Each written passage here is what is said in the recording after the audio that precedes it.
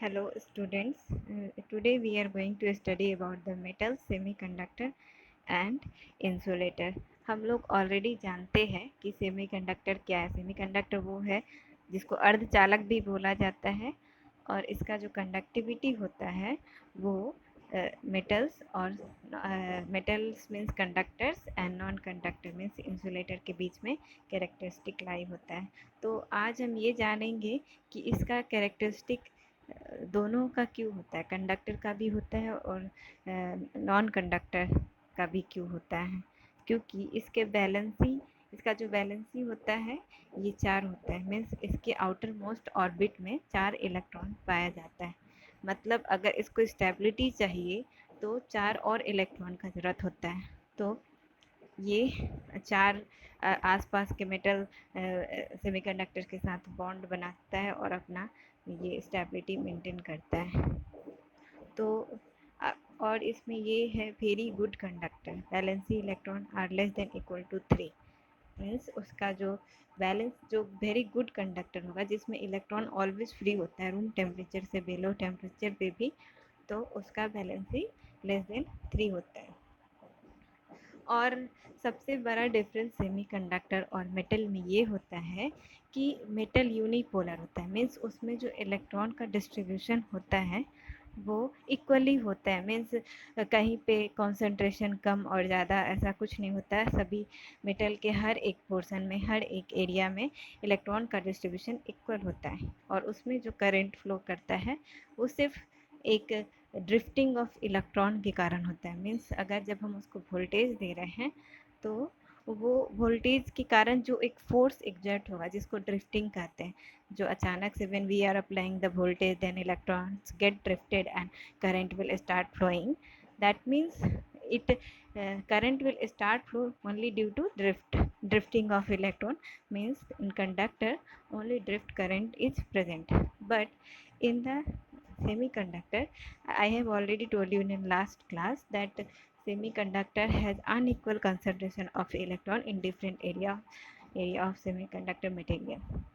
मतलब कि उसमें कंसंट्रेशन ऑफ इलेक्ट्रॉन जो होता है वो हर एरिया में अनइक्वली डिस्ट्रीब्यूटेड होता है।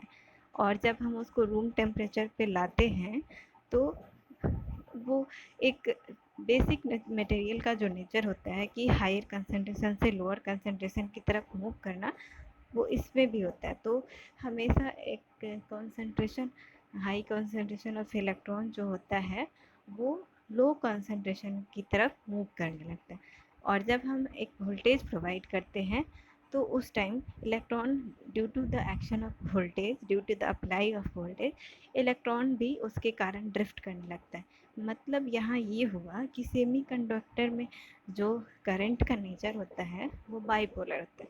मतलब करंट फ्लो करता है पर उसमें करंट का जो कंट्रीब्यूशन होता है वो 2 तरीके से आता है। एक तो ड्रिफ्टिंग ऑफ इलेक्ट्रॉन के कारण करंट कंट्रीब्यूशन होता है और एक डिफ्यूजन के कारण, मतलब अनइक्वल कंसंट्रेशन के कारण जो इलेक्ट्रॉन का ऑटोमेटिक फ्लो होता है वो डिफ्यूजन करंट कहते हैं। तो करंट जो सेमीकंडक्टर में फ्लो करेगा वो सेमीकंडक्टर में फ्लो करने वाला करंट होगा drift current and diffusion current. But basic difference क्या हो गया यहाँ पे, कंडक्टर के पास सिर्फ यूनिपोलर होता है, मतलब सिर्फ current flowing due to the flow of electron और ड्रिफ्टिंग ऑफ इलेक्ट्रॉन।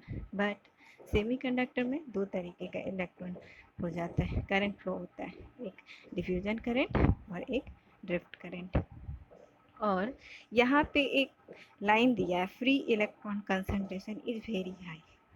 तो यहाँ पे एक गुड कंडक्टर का नेचर होता है कि उसको हम किसी भी समय का इलेक्ट्रॉन का जो कंसंट्रेशन होता है पर क्यूबिक मीटर में 10⁻28 होता है, जबकि सेमीकंडक्टर में इससे कम होता है।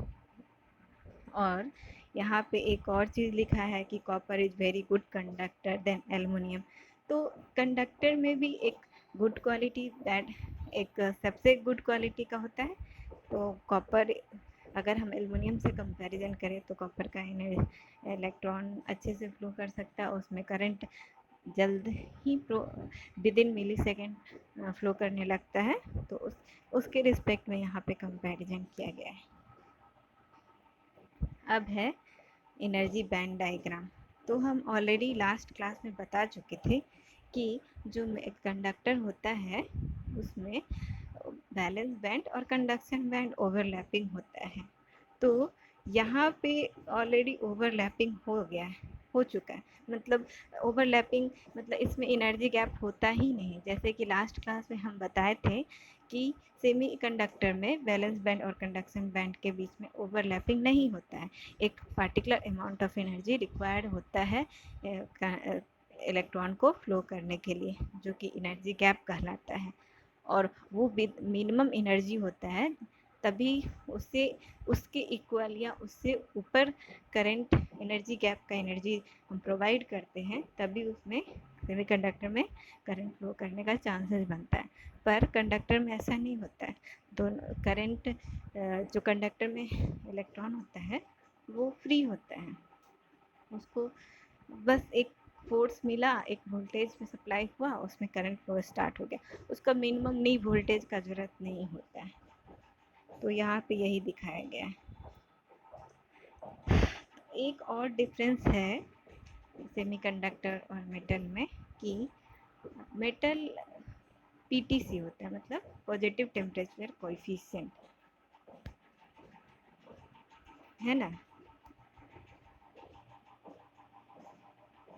और मेटल तो पॉजिटिव टेम्परेचर कोएफिशिएंट होता है, पर सेमीकंडक्टर जो होता है वो नेगेटिव टेम्परेचर कोएफिशिएंट होता है। इसका यहाँ पे कहने का मीनिंग ये हुआ कि जब हम कंडक्टर को रूम टेम्परेचर से लेके अगर हम टेम्परेचर हाई की तरफ ले जाएंगे, मतलब और टेम्परेचर बढ़ाएंगे, तो कंडक्टर में कंडक्टिविटी कम होने लगता है, ठीक है। पर सेमीकंडक्टर में उल्टा होता है। सेमीकंडक्टर में अब जैसे ही हम टेम्परेचर बढ़ाते हैं तो उसका कंडक्टिविटी पहले तो अच्छे से इंक्रीज करता है, टॉप में जाता है, हाईएस्ट होता है, फिर कुछ देर बाद डिक्रीज होता है।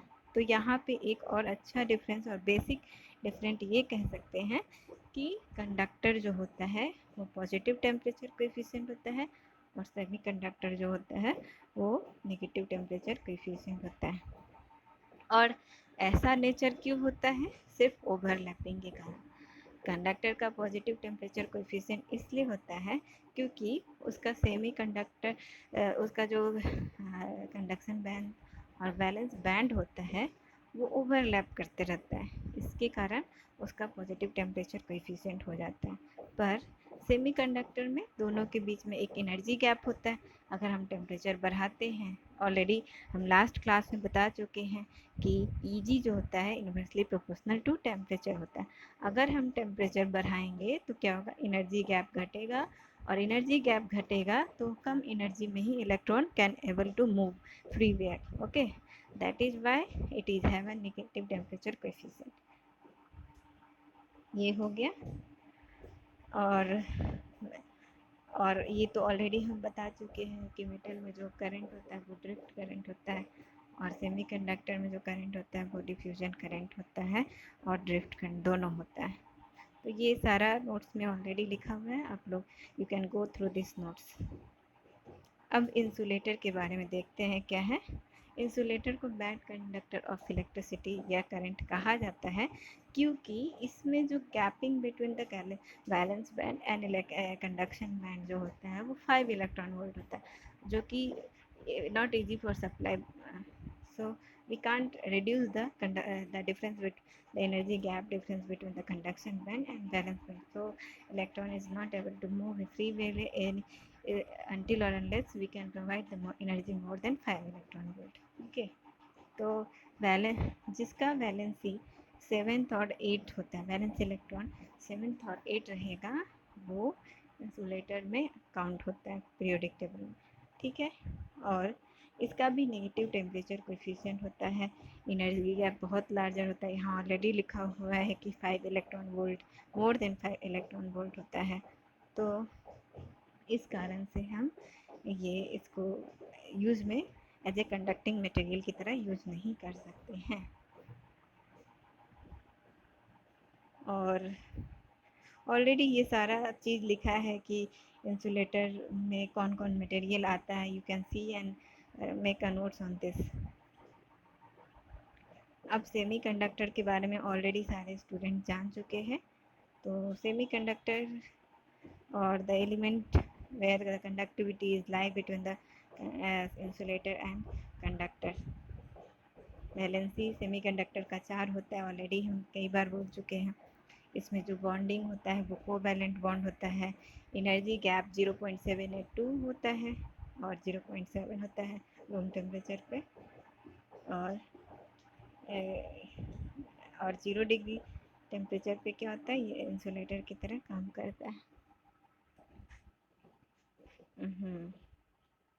तो ये जो भी चीज़ लिखा हुआ है ऑलरेडी डिस्कस कर चुके हैं। जैसे बाइपोलर नेचर भी हम डिस्कस कर चुके हैं, डिफ्यूजन करंट होता है वो भी डिस्कस कर चुके हैं। और ये बहुत टेम्परेचर सेंसिटिव मटेरियल होता है। ज़्यादा टेम्परेचर पे इसमें इम्यूनिटी जो होता है कैरेक्टरिस्टिक को मेंटेन करने का वो कम होता है, और ऑलरेडी इसमें करंट का क्वांटिटी बढ़ते जाता है। और ये भी हम लास्ट क्लास में बताए थे कि Eg is inversely proportional to temperature होता है। मतलब टेम्परेचर अगर बढ़ाते हैं तो एनर्जी गैप घट जाएगा, और एनर्जी गैप घट जाएगा तो कम एनर्जी लगेगा इलेक्ट्रॉन को कंडक्शन वैलेंस बैंड से कंडक्शन बैंड में मूव करने के लिए। ठीक है, यहाँ एक क्वेश्चन है, why carbon is not considered as a semiconductor device. ठीक है, तो ये ऑलरेडी डिस्कस किया जा चुका है कि इंसुलेटर जो होता है उसका energy band gap more than 5 electron volt के बराबर होता है। सबसे बड़ा बात यही है कि इसमें एनर्जी गैप जो होता है उसको रिड्यूस नहीं कर सकते हैं, इसलिए इसको यूज़ नहीं किया जा सकता। इसको सेमीकंडक्टर की तरह बिहेव इससे नहीं कराया जा सकता है। This all written in the notes. एक रिलेशन है Einstein equation. It is written dN by mu1 equal to dP by mu p equal to Vt. Thermal voltage I have already discussed. dN मतलब diffusion constant जो कि Einstein के द्वारा दिया गया है, और mu1 क्या है, mobility of electron, N for electron and P for hole. तो dN by mu1 equal to dP by mu p equal to Vt. This is called Einstein equation. You should know this. That's why I have included this in notes. तो resistivity और conductivity, resistivity और conductivity किसका है, यहाँ पे semiconductor का है। ठीक है, मेटल में ऑलरेडी हम बता चुके हैं कि पीटीसी होता है, मतलब जैसे ही टेम्परेचर बढ़ेगा तो रेजिस्टेंस बढ़ेगा, रेजिस्टेंस बढ़ेगा तो कंडक्टिविटी घटेगा। उसी तरह सेमीकंडक्टर में क्या होगा, टेम्परेचर बढ़ेगा तो एनर्जी गैप रिड्यूस होगा, एनर्जी गैप रिड्यूस होगा तो electron can easily move from lower band to upper band, and resistance will reduce and conductivity will be increase and resistivity will be decrease. And here already the expression for the conductivity and resistivity is written. So conductivity जो होता है वो semiconductor में, जो semiconductor का career concentration होता है multiplied by charge multiplied by the उस सेमीकंडक्टर में जो इलेक्ट्रॉन का या फिर जिसका भी हम कंडक्टिविटी निकाल रहे हैं उसका मोबिलिटी देखना होगा। ठीक है, फिर कंडक्टिविटी किस पे डिपेंड करता है, यहाँ एक एक्सप्रेशन जो लिखा हुआ है sigma equal to carrier concentration into q into mobility, तो मतलब है कि किसी का भी कंडक्टिविटी या फिर सेमीकंडक्टर का कंडक्टिविटी किस पे डिपेंड करेगा, कैरियर कंसंट्रेशन पे, magnitude of charge and mobility.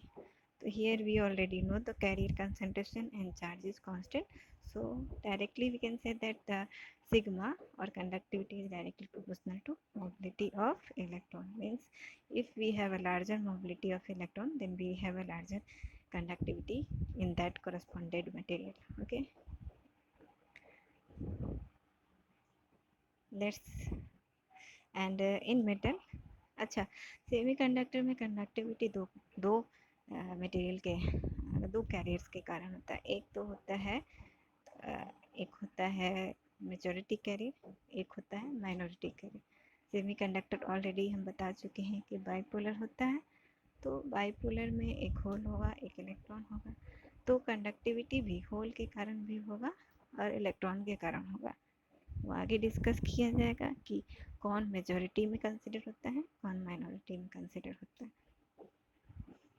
लेकिन मेटल में कंडक्टिविटी सिर्फ मेजॉरिटी मीन्स कंडक्टर इलेक्ट्रॉन के कारण होता है।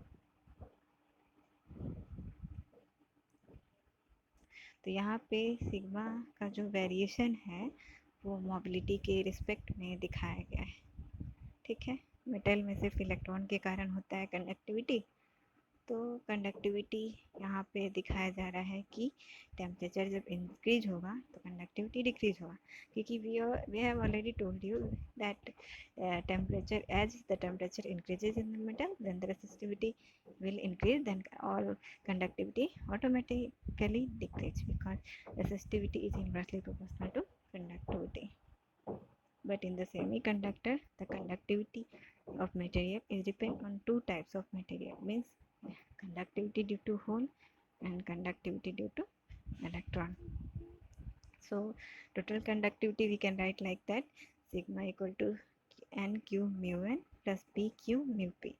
N means electron and p matlab hole. Or I have already told you that conductivity increases with temperature and it has an anti-C property, means negative temperature coefficient. So this all about the what conductivity, resistivity, nature with the variation of temperature. And the one more thing is that current density. How current density is defined? Current density is defined as the current passing per unit area. एक particular area से कितना current pass कर सकता है वो current density को denote करता है, जिसको कैपिटल जे से डिनोट करते हैं। Capital J equal to I by A. इसका यूनिट क्या हो जाएगा? Ampere per metre square.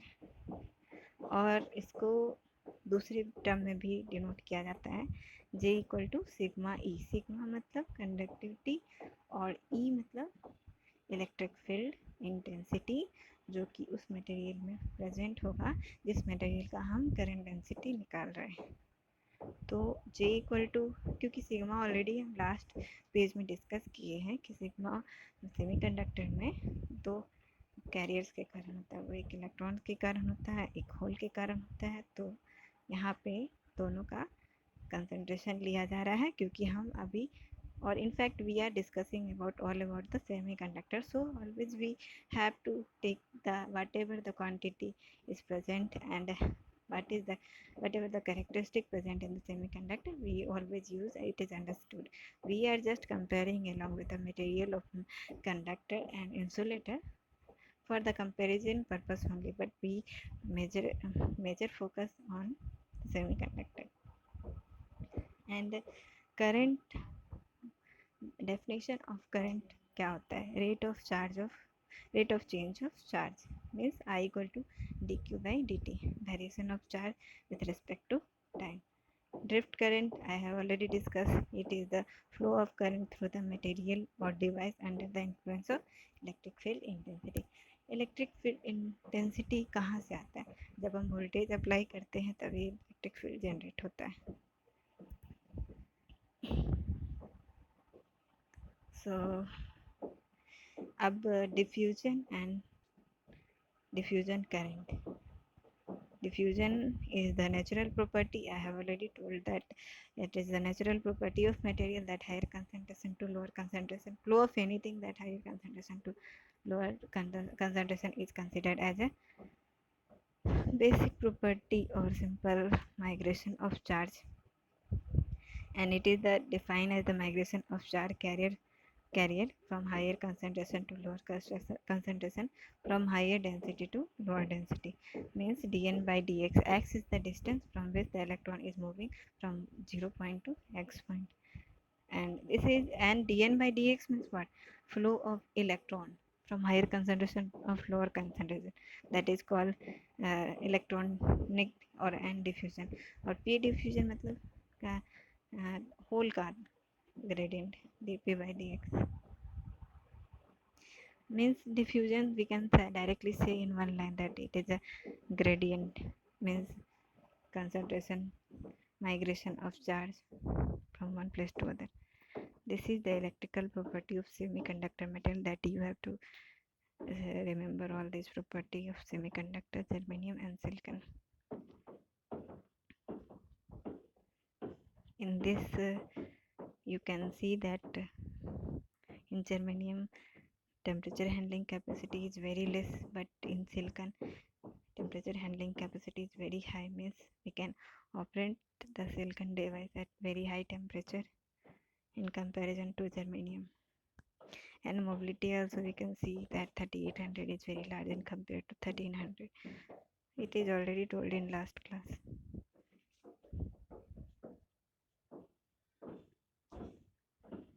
Advantage of silicon. Silicon का एडवांटेज क्या है? when compared to GE, germanium silicon is more preferable due to smaller leakage current, high temperature application, high power handling capacity. Already it is mentioned in the electrical nature of the silicon and germanium and previous page. Silicon is plenty available in Earth surface, it is all we know. In the what form it is available in on Earth is SiO2 form. Major disadvantage: silicon when exposed in 1400 degree will melt and will get liquid silicon. SiO2 is also called a perfect insulator and it is used in IC also. And next we move on the doping. We all know that semiconductor material in pure form it is called as intrinsic, but we need to get high conductivity of the semiconductor, then we go for the doping. If we want to increase the conductivity of semiconductor, then we need to do the doping process. Doping is two type: majority carrier doping, minority carrier doping. So it is the process of adding the impurity to the semiconductor. Doping increases the carrier concentration. अगर हम p type का doping करते हैं किसी semiconductor, pure semiconductor का, मतलब कि हम p टाइप का मटेरियल एक्स्ट्रा ऐड कर रहे हैं उस सेमीकंडक्टर में ताकि उसका कंडक्टिविटी बढ़ जाए. उसी तरह अगर हम इलेक्ट्रॉन ऐड कर रहे हैं तो उसमें इलेक्ट्रॉन का संख्या बढ़ जाएगा और वो n टाइप का सेमीकंडक्टर हो जाएगा और वो प्योर नहीं कहलाएगा, वो इम्प्योर कहलाएगा और इंस्ट्रिंसिक नहीं कहलाएगा, एक्सट्रिंसिक कहलाएगा. इंस्ट्रिंसिक मतलब प्योर सेमीकंडक्टर, एक्सट्रिंसिक मतलब इम्प्योर सेमीकंडक्टर. तो ट्राईवैलेंट और एक्सेप्टर इम्प्योरिटी, मतलब ट्राईवैलेंट जो यूज़ किया जाता है वो p टाइप का, मतलब नंबर ऑफ होल्स बढ़ाने के लिए सेमीकंडक्टर में ट्राईवैलेंट मटेरियल यूज़ किया जाता है, जिसको ऐड करने के बाद वो सेमीकंडक्टर p टाइप सेमीकंडक्टर का एक्सट्रिंसिक हो जाता है. उसी वो इम्प्योरिटी एटम है boron, aluminium, gallium, indium. But pentavalent जो ऐड करेंगे मटेरियल में उससे सेमीकंडक्टर इंस्ट्रिंसिक से n type extrinsic semiconductor material बन जाएगा. उसमें मेनली जो होता है यूज़ वो फॉस्फोरस, आर्सेनिक, बिस्मथ ये सब यूज़ किया जाता है.